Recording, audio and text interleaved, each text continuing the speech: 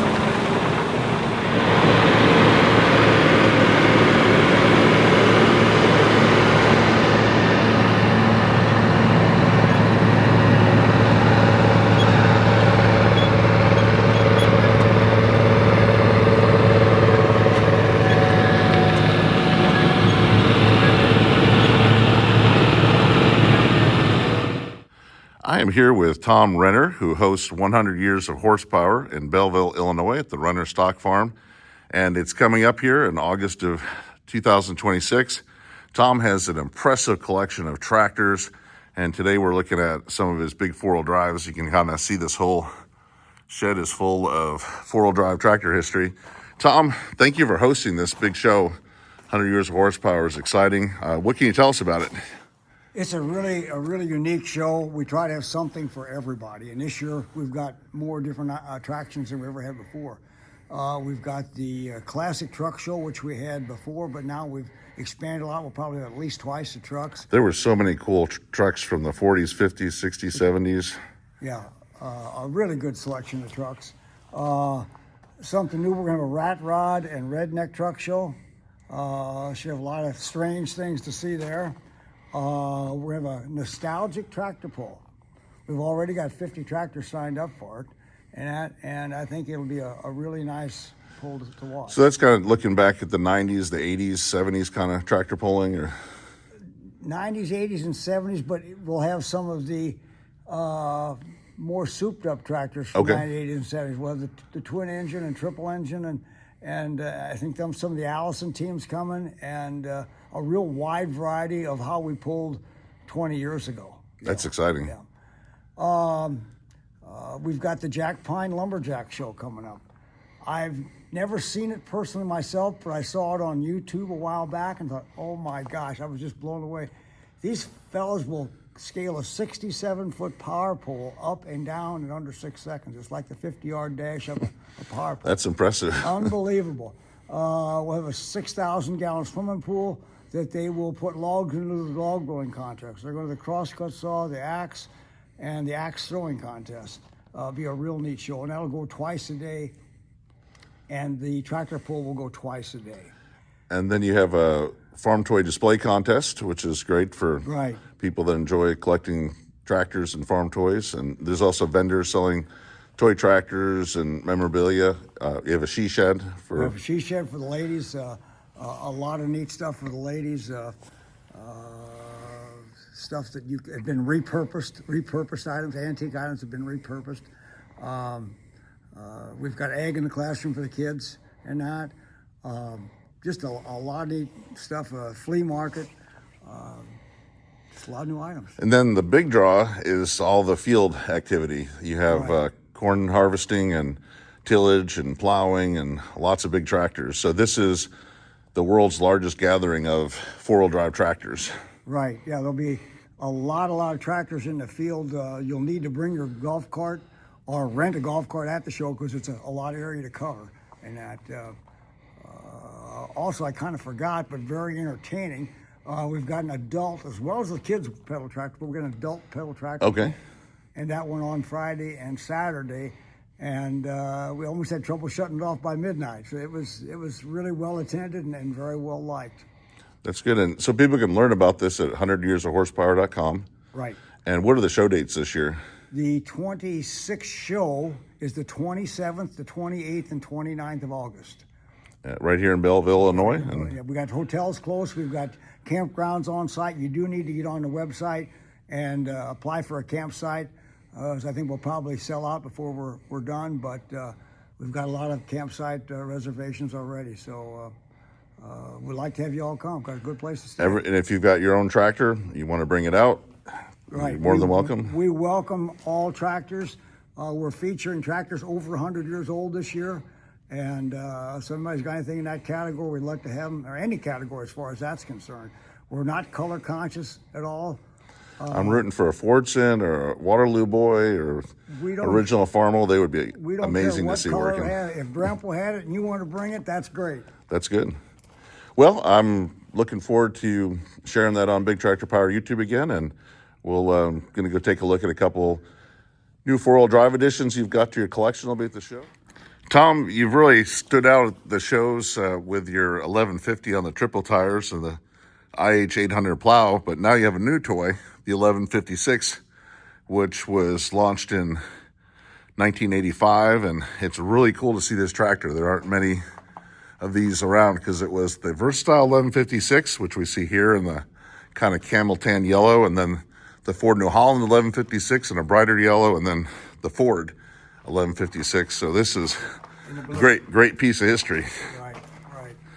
No, I'm really tickled.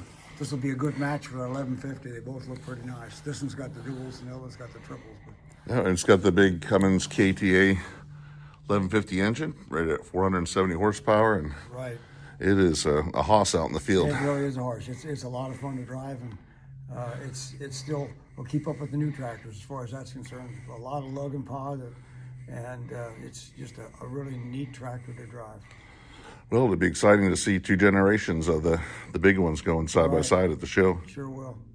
And I'll just jump back here real quick. It's got the Designation 6 logo here on the fender, and it will be one of the stands out at the show for Big Tractor Power for sure. Tom, we're taking a look at a McConnell Mark 1000. This is a tractor many people may not know that existed.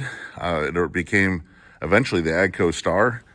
This tractor belonged to Mike Whalen in Ivesdale, Illinois. He was always one of the lead field marshals at the Half Century of Progress show, and it was originally sold in Western New York, where I grew up near Rochester, New York, owned by the Donnen Dairy Farm when it was new. So now it's in your collection, and that's an exciting piece to see. Yes, I was excited to get it. We'll have both the 1000 and the 900, I believe, at the show. For two very, very unique tractors, and I think they'll both be in the field, which will be neat to see them in the field. And that I've not driven the tractor at all yet myself, except off the truck. And we've got a little bit of work to do to it, but we plan to have it at the show and in the show. And it's got the Detroit diesel in it, and Detroit diesel, yes. rated at 425 horsepower. Right. Well, to be excited to see this big yellow one out here, and I think the red 990 Ashton will be here too, plowing. And McConnell Mark tractors are stout four-wheel drives that were built in the 1990s, and they've become quite collectible. Ashton Lewis will be bringing his red 990 to the show to plow, and we can see it here working at a plow day in North Carolina with Mark McConnell, who the brand is named after, running the tractor.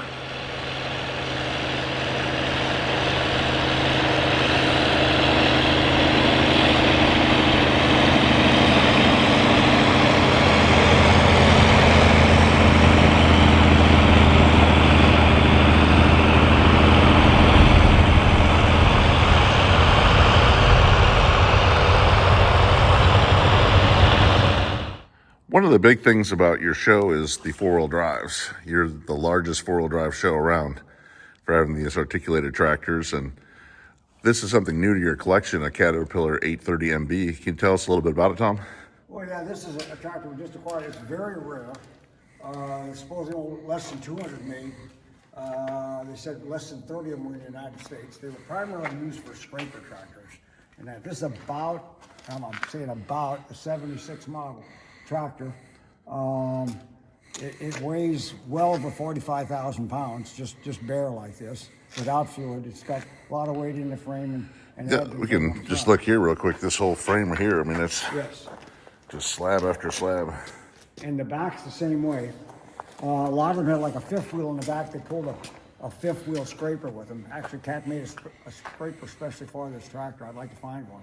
And we'll have it at the show in the field. I don't know if we'll have it on. And we may have it at the pond. We're going to build a pond at the site. Okay. And we may use it on a scraper at the pond. That'd be exciting to see. I bet it sounds good running. It sounds real good. It just got a real dull, deep roar. And it's a beautiful sound and a beautiful run track. Got an Allison 6-speed transmission. Okay.